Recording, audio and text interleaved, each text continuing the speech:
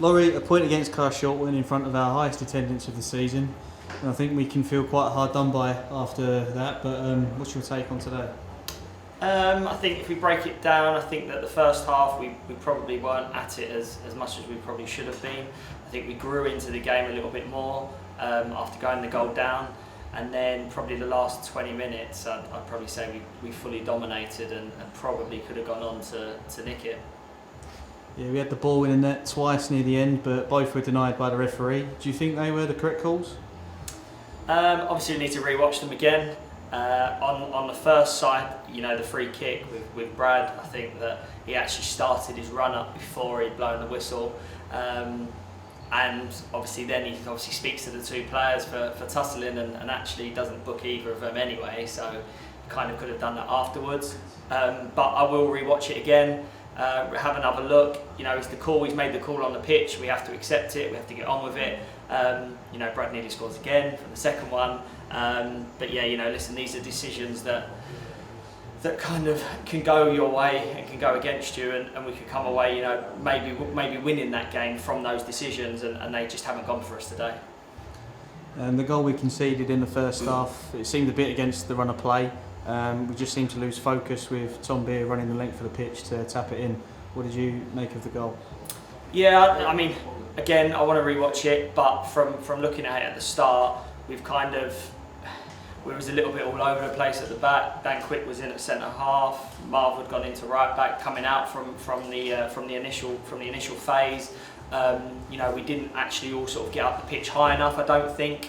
And then to kind of see the fullback run through the middle of the park and it kind of open isn't a good thing for us. But we will re-watch that again. He took his goal very well. Very calm, composed in the corner. And I think it was against the run, right? I think I felt dominated, felt like we were on top of the game, not playing very well, but I don't feel like they had any real threats that we were going to be conceding any time soon.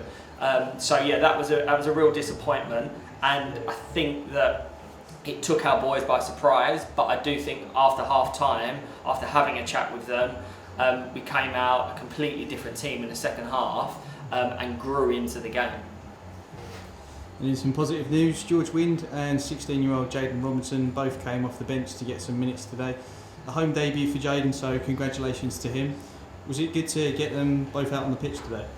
Yeah, listen, Dan's done well coming in, and I think Windy, he's had to take time away, and actually I think at Windy's age, it's a good thing sometimes as a young player that when you're playing week in and week out, you can get into habits and you're not re-watching the games, and it's actually sometimes quite good to step away, take a couple of weeks out, watch the game from the side, learn, adapt from it. And I think that Windy's gone away and he's done that, and the last probably week, 2 weeks, he's been training extremely well, and it's something that we looked at and have been thinking about, that when people are training well, you don't think twice about bringing them on. So you have to make sure that you are training, you are doing the right things, and I think it's shown today that Windy sat there, he's bided his time.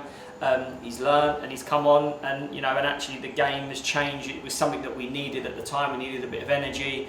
We needed some more people running forward. And he's come on and he's done what we've asked. So now the gaffer, myself, the backroom staff, it's what we want, right? We want to be picking a team with as many players that are on form, that are performing, because the better that they're performing, the better we're going to be and we're going to win.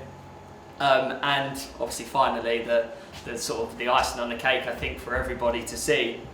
Firstly, it was incredible to have 1,200 people here today. I can't remember the last time that was. It probably maybe last season, maybe at some point, which was incredible. And I think that really came into our own. Really, the last 20 minutes, having that backing was incredible. But for Jaden, 16 years of age, to come on, to make your debut, and to play the way that he played, I think shows some real character. And I think that we need to nurture that, and we need to accept that as a whole, whether that's the fans, the management team, the players. And I think we all need to get around him and make sure that he stays on that pathway up. But a credit to him, he came on, he kept it very simple, and then right at the end as well, he nearly had a chance of scoring. Toby sort of a yard further back, probably get to tap in on his debut as well.